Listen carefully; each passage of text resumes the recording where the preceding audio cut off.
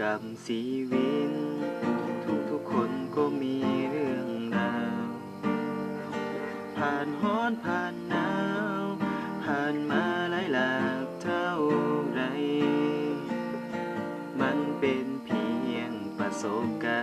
รณ์ที่ผ่านมาแล้วก็ผ่านไปถึงพินใดยังบ่เท่าพิษหักคำรวญถึงทำดีเท่าไรมันก็ให้คุณค่าอย่าเสียเวลากับเขาที่ทิมเจ้า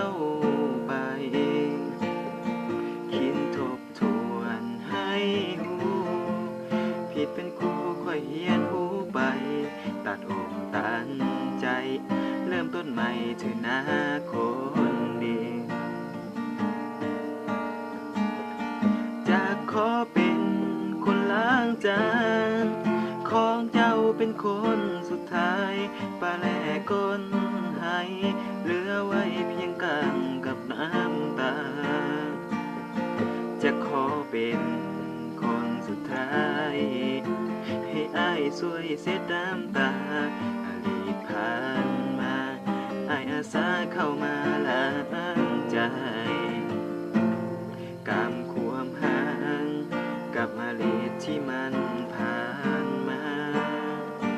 จะขอเยียวยาเป็นคนรักษาหัวใจขอให้ดื่มเรื่องราวเรื่องให้หายให้มันผ่านไปจบกันไป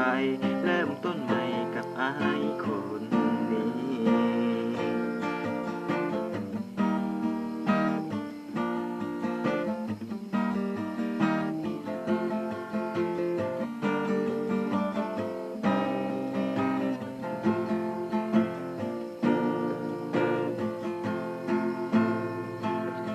ขอเป็นคน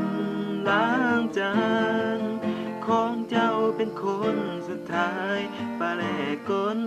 ให้เหลือไว้เพียงกลางกับน้ำตาจะขอเป็นคนสุดท้ายให้อ้ายช่วยเช็ดน้ำตาอดีตผ่านมาอ้ายอาสาเข้ามาล้างใจกำความห่างกับอดีตที่มันผ่านมาจะขอเยียวยาเป็นคนรักษา